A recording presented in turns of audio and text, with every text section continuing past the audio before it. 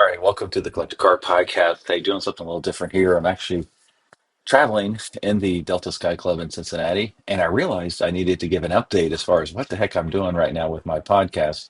Some of you have noticed, hopefully most of you have noticed, that I started doing some fun car-themed songs, and I had those on YouTube as well as on the podcast, which caused a little bit of confusion, so I apologize for that. So going forward, what I'm going to do is I'm only going to have the podcasts, audio only on your favorite podcast provider and on YouTube as well. But I will launch some fun songs a couple times a week on YouTube and on Spotify. And so if you want to hear the songs in its entirety, just go to YouTube. You can check the playlist called Octane FM. There's like 42 songs on there right now. I will continue going. And then for the podcast, what I'll do is I will have a fun song 30 seconds at the beginning that kind of relates to the subject of the podcast, and the entire song at the end. So you will still hear a little bit of this fun music, but if you want to hear all of it, go to Spotify or go to YouTube and you can check it out. So for this podcast, I picked pop-up headlights because you'll hear Dave and I talk about valuation trends and how the next generation is influencing some of the cars that are showing up in these valuation tools. So if you're like me, you like the pop-up headlights from the 80s, 90s, and early 2000s, take a listen to this song. And like I said, listen to the end if you want to hear the entire song. As always, thanks for listening.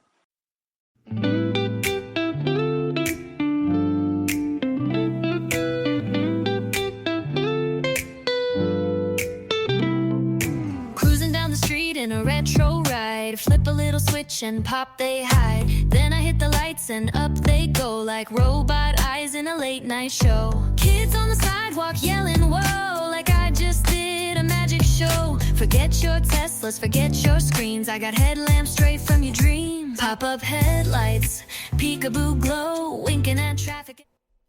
RM Sotheby's is the world's largest collector car auction house by total sales. They are the preeminent market maker of high-quality collector cars and collections, regardless of size or complexity. By working in partnership with the Sotheby's team and its network of 80 offices in 40 countries, RM Sotheby's has established the largest client network of any collector car auction house in the world. Join the RM Sotheby's family by connecting with one of their car specialists at rmsotheby's.com or contact me directly at gstanley@rmsotheby's.com. All right. Hey, it's Greg Stanley with the Collector Car Podcast, and we have a returning guest, and a returning guest for a very good reason, because he's all about market valuation trends. So Dave Kinney, how you doing, buddy? I am doing well. How are you this morning?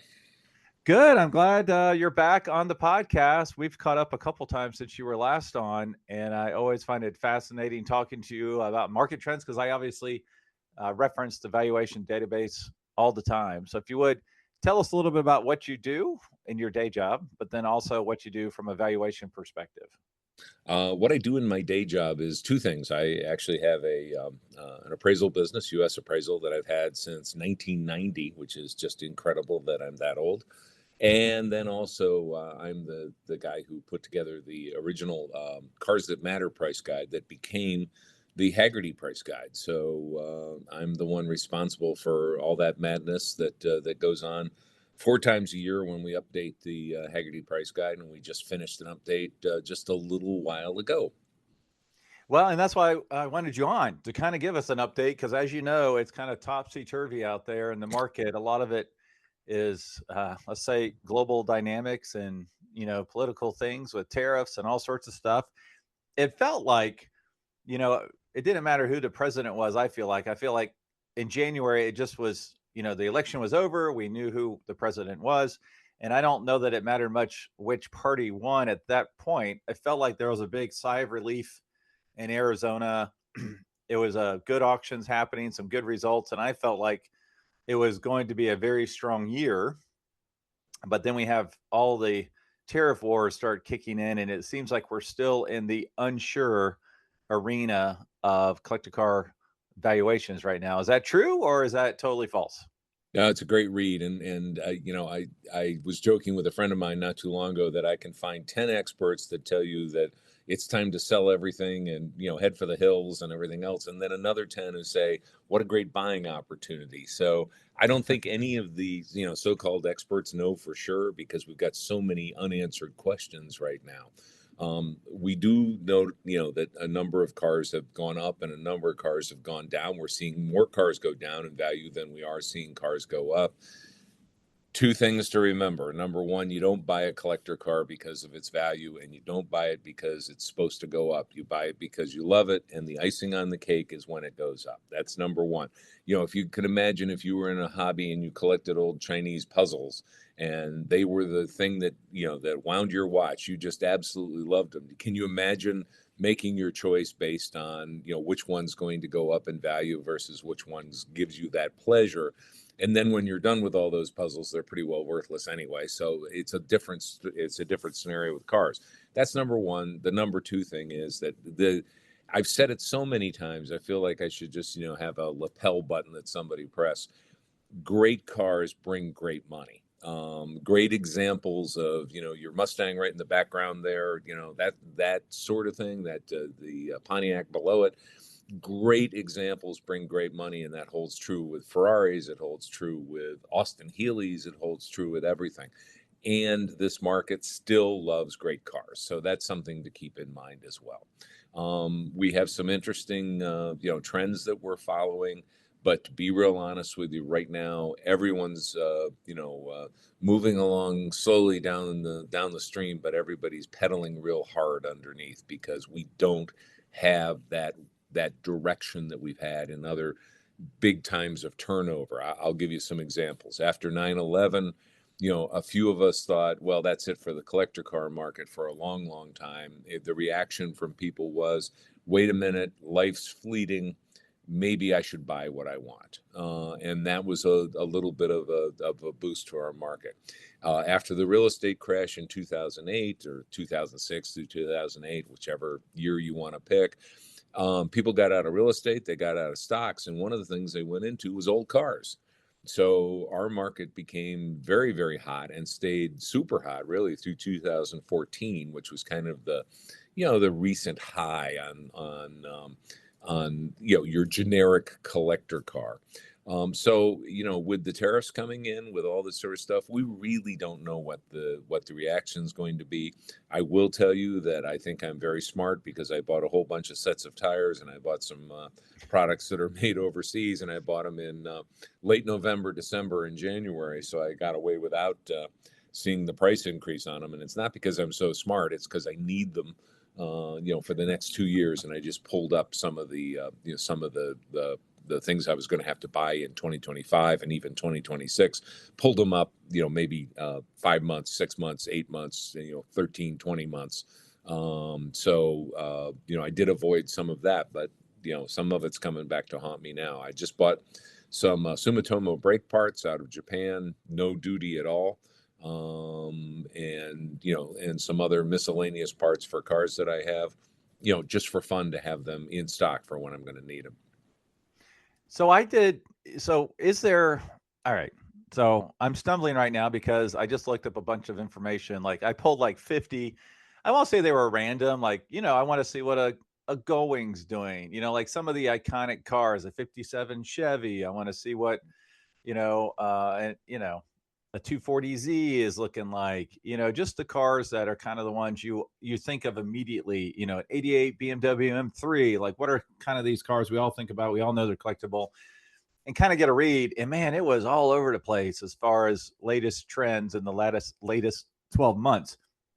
Now I did see some, you know, the latest 3 months, which surprised me, some ups, you know. So I know you said the best of the best will always bring the money. Let's take those number one Concord cars out. Are you seeing any trends from like generational shifts? You know, we've all talked about the 40s cars are declining. You know, anyone who wanted a 57 T-Bird, they're selling it. But I just pulled 57 T-Birds in the latest, you know, 12 months. They're up 7.4%. And that's for the two barrel car. You know, the rarer ones are up even more. So anything from a broad swath, you know, take out the best of the best, or is it kind of a mixed bag right now? Well, for a lot of people, they see this as a buying opportunity, and so there are a lot of people who are, changing up their stable or buying more cars, to have. Um, I don't. I mean, I agree with you, Greg. I think the long term on 40s and 50s cars is not great. But usually, what happens is this, and I think you can demonstrate this with, Model A Fords. The value doesn't go down. It's just that the value of the dollar does. So, your fantastic Model A Ford that was worth $28,500 in 1979 is still worth $28,500 or somewhere around there. It's just in $2025, which buys you a lot less. So this whole thing about cars being worthless and cars being valueless, just not true, because there still seems to be, as we say in the car world, an ass for every seat. So a lot of the times when stuff gets more affordable, it opens it up to younger people. It opens up to the more adventurous people. I'm going to McPherson College here, and well, tomorrow is when I go. We have our big car show out there in McPherson, Kansas. And I'm just always shocked at the rides that people have. We're talking 65 Mustangs, but we're also talking 79 Cadillac sedans, DeVilles, cars that, you and I probably, as a grandma car for our generation. That's who owned the car. But you see people who are interested in them because they are interesting and cheap and fun. And so, I'm going to see a lot of Corvairs. I'm going to see a lot of Camaros. We're going to see a lot of cars that are in, repairable shape, but most of them with needs of, with lots of needs out there that these college students are buying. Now, these are special students because they're all in the automotive restoration program, but it does give you a window into what people like. I've been trying to see if there's a trend. You're going to laugh at me when I say this, but if there's a trend towards four-door cars being worth more, because it seems like that's not as big of a deal with today's kids. They don't mind the four-door M3, BMW. The E39 is one of the hottest cars out there. I didn't have a chance to look into it too much, but do you feel like, as it changes, stick shift cars will be worth less because they don't know how to drive it? Four-door cars might be worth more than they have typically been, because the stigma against them has declined. They want to take their friends with them. Any thoughts on that? I think you're absolutely right for some of the four-door cars. I mean, it's a way you can afford the car of your dreams. So if you don't have the money for the two-door or the long roof, as I love to call wagons, because nobody called them that in the day, but now it's long roof. Your shooting brake. Right. Yeah. Shooting brake. Yeah, exactly. So anyhow, if you can't afford that, there's nothing wrong with having the four-door version of it. And as a matter of fact, like you said, you can sleep in the back seat, which is something that 20-year-olds have been known to do quite a bit. When they're out on the road, and they don't have that $180 for a hotel room because they're expecting to find a hotel for $80. And also, like you said, you can take your friends along with them. I noticed that a lot of the the older and kind of on their last legs four-doors become a fun transportation option for when you can buy something for $1,500 that the one that you really want is $11,500, for example. Why not just have fun with the $1,500 one? You're going to have the same fun, the same amount of problems. It's not as cool. Everybody gets that, but you own one, so you have the ownership and experience. And I do see that in a lot of cases. Now, it's a special young kid who wants to get involved in a car that needs a lot of work. So I'm not so sure about from the people who are able to put the money together to have mom or dad or grandpa to help out. They might not be happy with it, but they might do something that appraisers call the principle of substitution.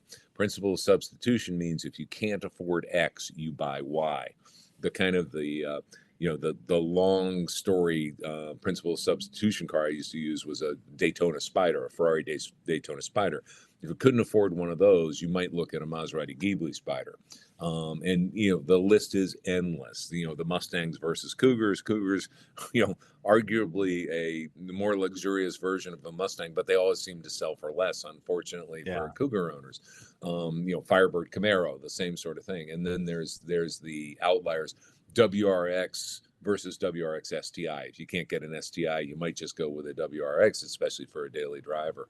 And that goes on forever, and that's been going on forever. So I think the cool part of this is that I know a couple of people who bought cars with bad Carfaxes, and they bought them with bad Carfaxes on purpose because they got them a lot cheaper.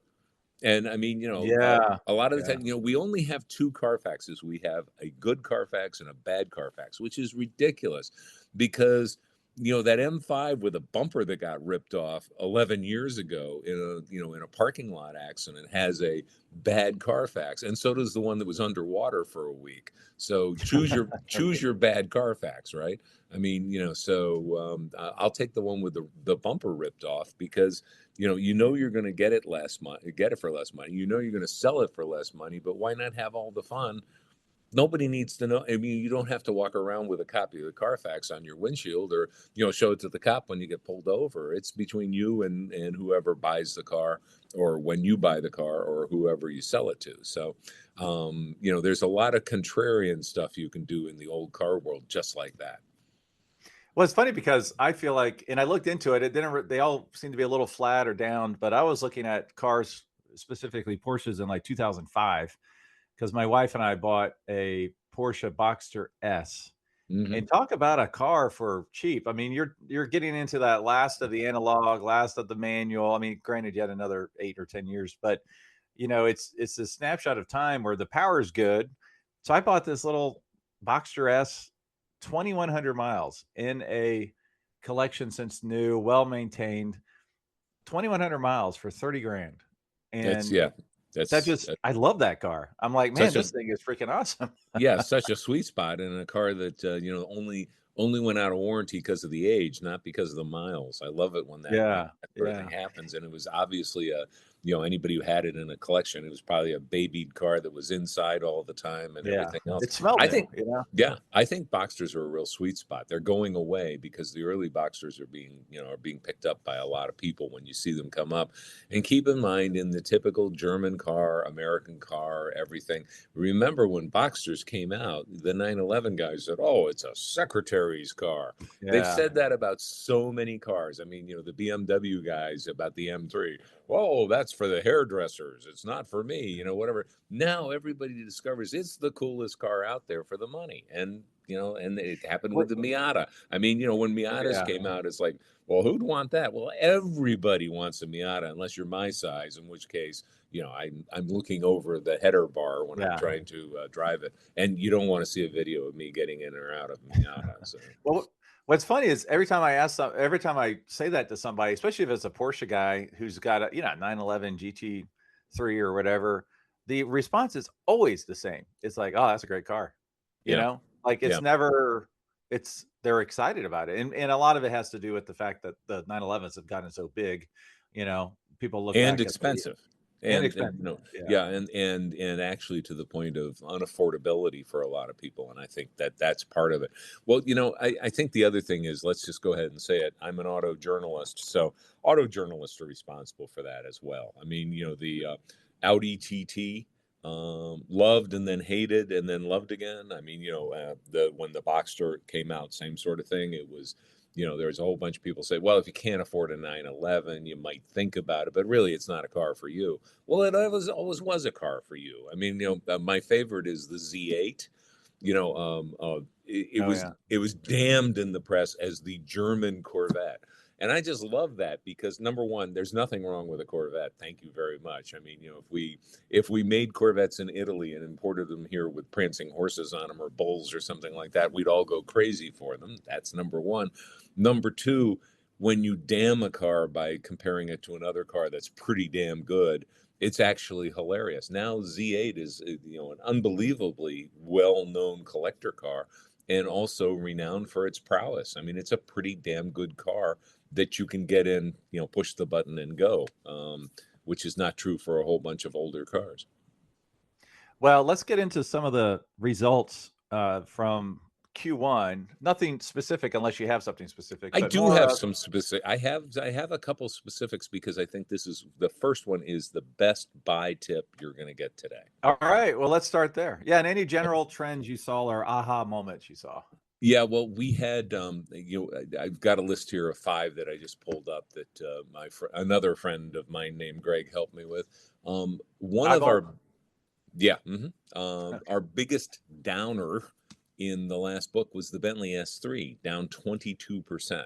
Now, let's hold on a second. Bentley S3, the big roly-poly Bentley, okay. I love those cars, and I think this is a hell of a buying opportunity. There were a lot of, let's just put it out there, lousy Rolls and Bentleys on the market in the last couple of years. A whole bunch of them came to auction. You know the reason why. There's a whole bunch of people who are going to know the reason why. There's a big collection of cars out of the Middle East that came. That was part of it. And all of them kind of, not all of them, but a whole bunch of them had questionable mechanical stuff, had no mechanical work on them, and they sold very, very cheap. And that really depressed the market. I would buy an S3 Bentley in a minute. I love the looks of the car. It is the Rolls Royce with the, without the Parthenon grill. No difference other than the hubcaps, the badging, and the grill. And, these things at that kind of price are just amazing. Another one that we saw go down was the 68 through 71 Mercury Cyclone, went down 15%. Our 58 through 60 Thunderbirds down 15%. Our Tesla Roadster, we don't have to go into the reason why, is down 11%. Mitsubishi 3000 GT VR4 also down 11%. And part of that is because a lot of them came on the market and they were not great examples. So, can you imagine a VR4 3000? Not a great example. There are a whole bunch of them that were used up and thrown away, and I think some have been resurrected back on the market. So, but those are the downers that I just kind of wanted to point out that we had that were out there. But I think that when you have a car like that that goes down, what a great buying opportunity when you got, maybe 15 or 20% off on the cars that you actually like. I think that's that represents nothing other than a great buying opportunity. So, Well, Mitsubishi, the 3000, that's an interesting one because the downgrade would be the Dodge Stealth, right? yeah, And I don't exactly. think that came in the same high end spec that the Mitsubishi did. You had that VR4, whatever they called it. I'm Yeah, not sure that the Stealth had. I know they had a higher performance version. I just don't know if it went to the top as the Mitsubishi did. I always thought those were gorgeous cars. yeah, they're Um, cool cars. I mean, I like them a lot. So, yeah, get one. so like I said, I pulled like 50, and what surprised me is, yes, I have some negative numbers, maybe 12, Uh-huh. but then there's like 12 flat, and then there's like 20 something that are up. So that little bit surprised me. Now that could have been just the luck of my draw, but maybe not. We'll see. Yeah, which ones do you want to talk about? The one that really surprised me was down 15%. The 2013 BMW M3 Lime Rock, the special edition orange one. That one surprised. I think it's orange. That one really surprised me because I see BMWs. It's being pretty hot. M3 is pretty hot. That's a limited edition, 2013. You could argue it's depreciation, but they made those in fairly small numbers. I thought, like under Yeah, 1,000. yeah, I don't know. I can't speak to that one specifically. And it could be just once again an example of one or two cars getting out in the marketplace and people not understanding what they were. That unfortunately drives statistics, and so Yeah. a lot of the times we'll try and filter them out because we know that there's a enthusiast base that's looking for them. It's just that they were presented in the wrong forum. I mean, we caught wind of it as it's not going to be a Facebook marketplace sale, but a estate sale somewhere or something like that, and that does happen. So someone got lucky, maybe. So Yeah, it could very well be. I mean, it happens all the time. I mean, you're an auction guy. I'm an auction guy. When people say I'm going to go to an auction and I'm looking at, only buying red 65 and 66 Mustangs, I say you're not going to find the car you want. But if you say I'm looking for a pony car built from 64 to 71, there's going to be 8 or 9 cars there, and one of them is going to get out cheap. And so, I yeah. mean, if that's something that makes you happy, look at all of them. Don't just look at the one. There's always going to be a car that sells for too much money. There's always going to be a car that sells for too little money, and that's why they call it an auction. I mean, there's great buys at auctions that are just astoundingly well attended that do incredibly well, but you can still find one or two in there that are that quote, got away. So yeah. Yeah, it's funny. The M3s, when I pull numbers, I'm like, all right, well, how'd that next generation M3, how does that look? So I pulled a couple M3s. The 97 M3 was down 12.7. The 88, the first M3, was down 6.9. Now I can see that as being just so hot for such a long time. Yeah. 2008 M3 was down 5.4. So a little trend on the M3s, it seems, which is a little bit surprising, but the global dynamics we have going on right now could easily explain that. A lot of people also are out of the market right now. They're basically Yeah. sitting on their hands trying to figure out what to do. So it is it's hilarious because we had our easiest update ever for the last quarter of our book. And this was one of the hardest ones for the first quarter of this book. I mean, it was almost embarrassing how few changes there were. And, we're paid to look at these things and make changes. And when you go through an entire file and you come up, it's like, I can't justify a single change here. You kind of get upset because it's like, I just spent 9 hours looking at all these files and I can't justify $1 difference. That was not the problem this book because we had lots and lots of changes. I got one for you. The Honda CRX SI, one of the biggest ones we've ever had, biggest gains, 53%. Now, of course, the CRX is a car that was built to be thrown away. They were fantastic cars, and back in the day, and I'm talking 10 years ago, you'd see them for sale 280,000 miles. When you found one with 160,000 miles on it, was almost like finding a brand new car, because they got used. They were little roller skates. They're great cars, and there's going to be I love those cars. I would Everybody love to does. have one. You just can't find it, and No, that's probably why they've gone up so much, because when they are found, it rings the bell. I think that we're going to see very, very shortly a couple of not tuners, but actually restorers who buy these things and go in and redo them, because a brand new, fresh to market one would ring the bell at a lot of auctions, or at a lot of websites when they had it. And now you're at the point where a lot of the people that own the CRX, the SI, they owned it new. Now they're in their money making years. They're 39, they're 41, they're 52. All that sort of stuff, or maybe even 60 for some of them who were late adopters, and they remember the good times they had with that car. It was there's nothing more fun than driving a slow car fast. But there's also the corollary with that. Having a little tiny car that goes fast is also, just all kinds of fun. Well, that relates to the big outlier I found that I gave you a heads up on. I was like, whoa, I've never seen this up so much. The 83 original Volkswagen GTI up 80.7%. That is unbelievable. And if you put the whole generation 83 through 92 together, we've got 30% up. So you've got, and which is still a huge number, you've got a lot more appreciation of how cool those cars were. I mean, the GTI was a game changer. Everybody knows that. I mean, from its advertising with its its original early ads where they redid the Beach Boys classic Little GTO. I mean, not Beach Boys. That was Jan and Dean, I guess. Classic Little GTO, and called it Little GTI, and it made a huge, huge difference in the marketplace.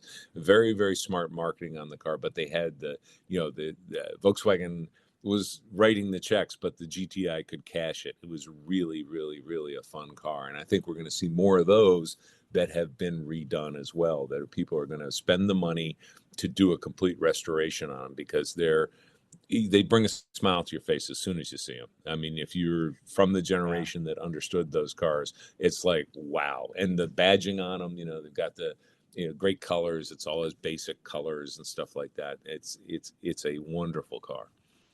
Well, let me throw a couple more out here to you that surprised me that they were flat. So if you remember 2014, 2015, we had the 3 Halo cars, the McLaren P1, the LaFerrari, and of course the 918, Porsche 918.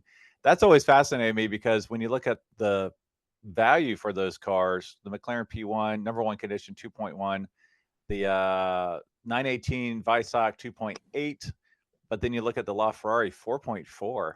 And in the latest 1 year, the LaFerrari and the McLaren are both flat, while the 918 has gone up 12%. So obviously still some outliers there in the last year. I think maybe it was over a year ago, but I know we had that record-breaking one, the white one. But also the Visoc, that's the package everybody wants as well. Does it surprise you, those three Halo cars, that they're so different when it comes to valuations today? Well, I think Porsche has defied gravity for a very, very long time in the marketplace. And I don't know if those days are going to end at sometime soon, or they're ending now, or whether that's just an indicator of how strong a brand Porsche was, and has been. The LaFerrari, it's a hell of an investment at $4 million to buy one. So you're more than in rarefied air. The P1, I think that a great long-term hold, but I think for a lot of people, you could find something you like better than a P1. It's not an explainer car. I call the explainer cars like going back in time. Iso Grifo was a great explainer car. You'd take it to a car show and everybody go, "What is this?" And then you could explain it by saying it's a Corvette with an Italian suit on it, which is damning it with very faint praise at that point because it's completely re-engineered. But explaining to somebody about the car, the P1 has surpassed that. But the McLaren brand is not as vibrant all over as it was even a couple of years ago. And McLaren has made a hell of a lot of models. And it gets confusing when they have a run of 18 or 12 or something like that has a difference that might not be a distinction. And I think that's hurt the McLaren brand, my opinion, going back for the last couple of years. Yeah. Okay. No, that makes sense. And also, I know like people say, well, when the 720 came out, it was just as fast as the P1, looked a lot like it, and the price difference was significant. Some of the flat cars that surprised me, we don't need to go into them, but the 959, both the Comfort and the Sport were flat. I wanted to look into the 50s a little bit. The 57 Bel Air convertible was flat, which to me means it's probably going to go up soon because it was declining for a while. And then the Chrysler 300C, that was flat. I pulled those because I'm like, well, those are kind of, in my mind, the pinnacle cars of a generation there, where even if the demographic ages out, there's people will still want those cars, Well, think about it. Let's just go with the 57 Bel Air convertible.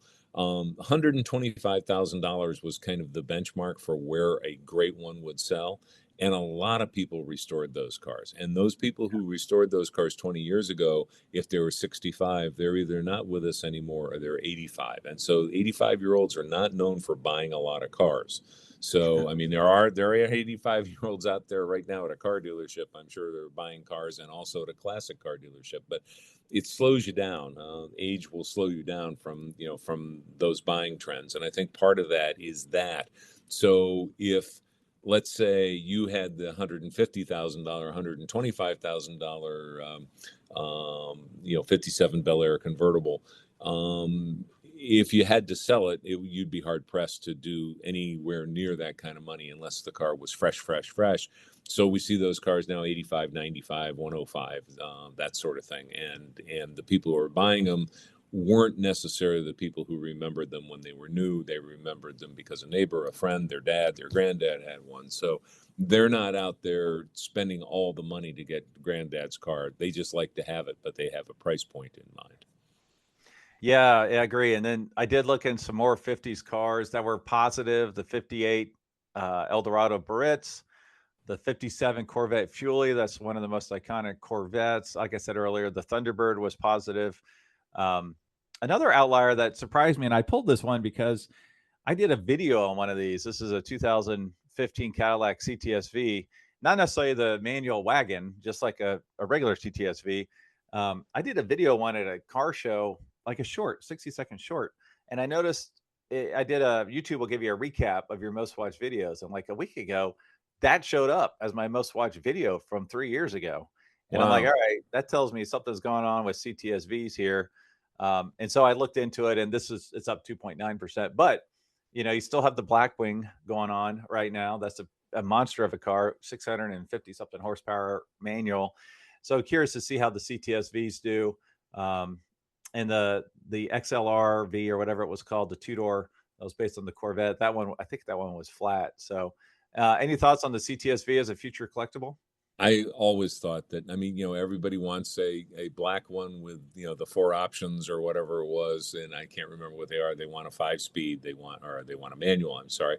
They want, sports seats and whatever.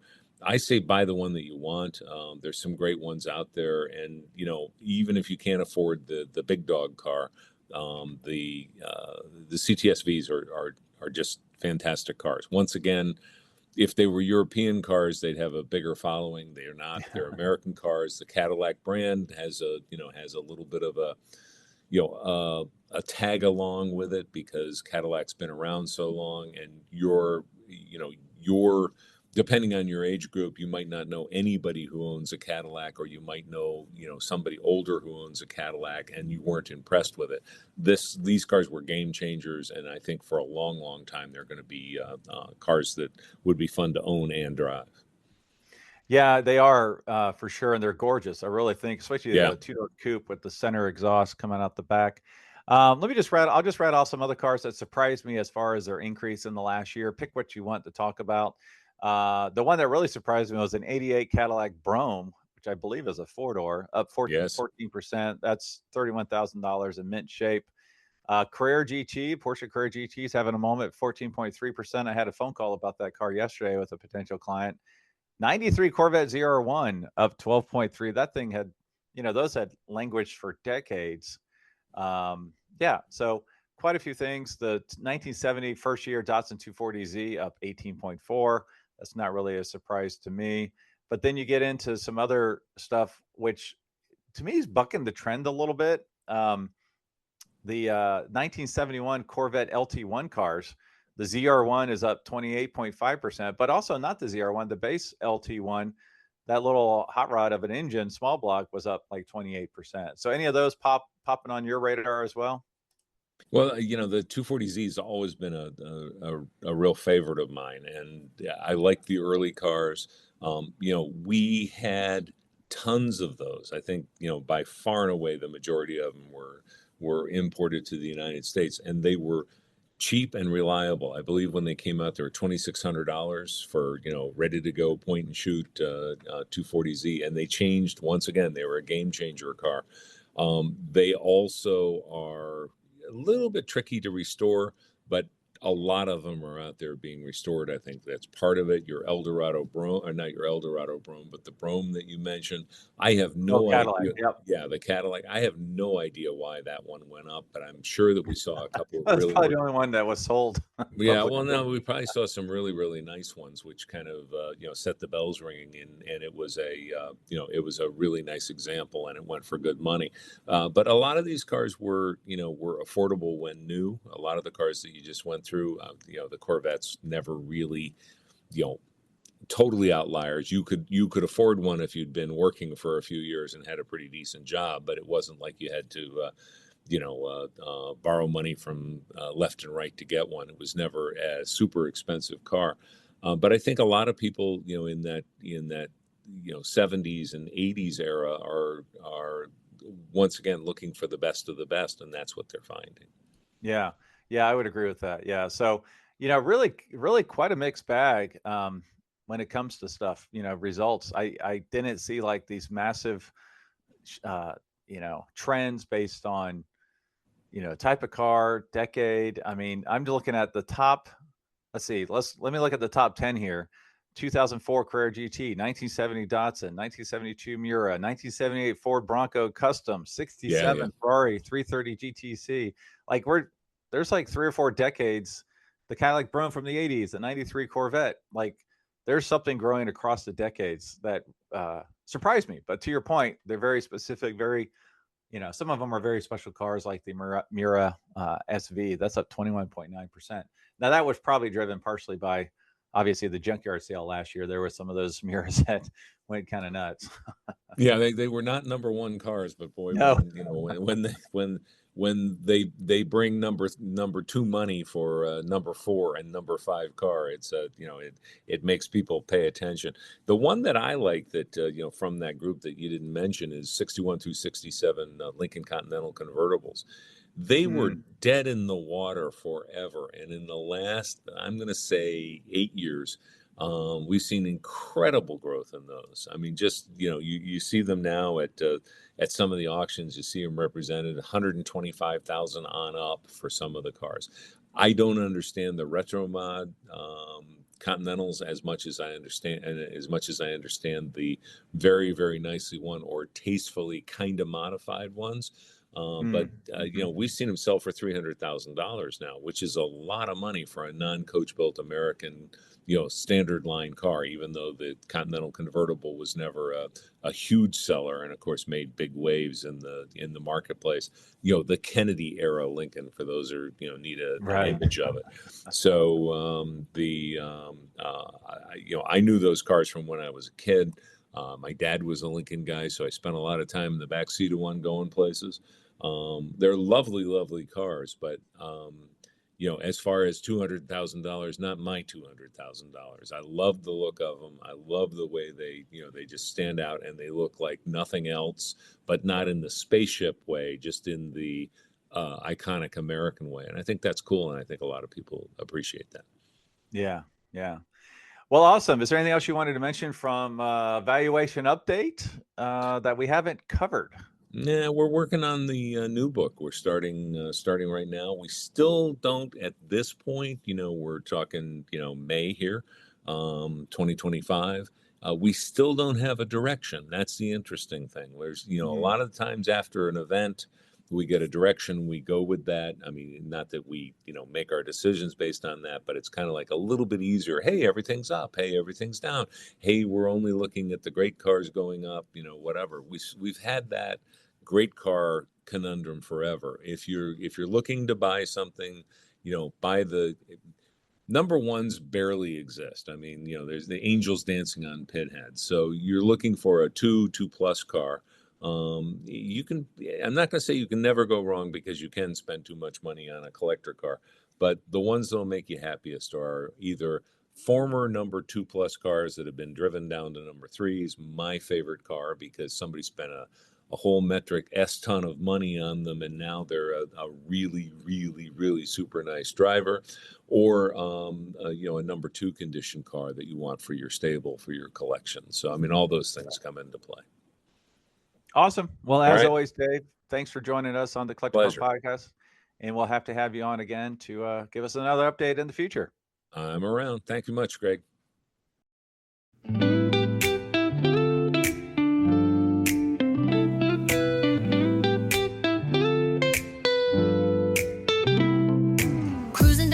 In a retro ride, flip a little switch and pop they hide. Then I hit the lights and up they go, like robot eyes in a late night show. Kids on the sidewalk yelling whoa, like I just did a magic show. Forget your Teslas, forget your screens, I got headlamps straight from your dreams. Pop-up headlights, peekaboo glow, winking at traffic everywhere I go. One flips up, the other one too, the coolest thing your Civic can't do. Pop, pop, baby, lights on blast. It's 1988 and I'm driving fast. Pop-up headlights, don't be shy, say hi to the night with your sleepy eye.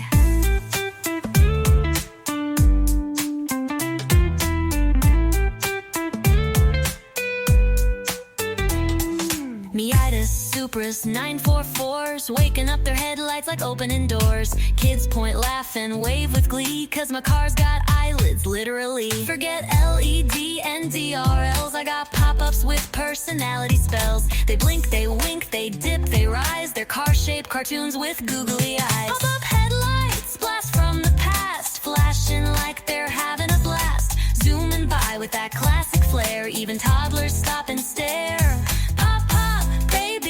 So bright, the only thing cooler might be flight. Pop-up headlights, old school fly, still making kids scream, oh my.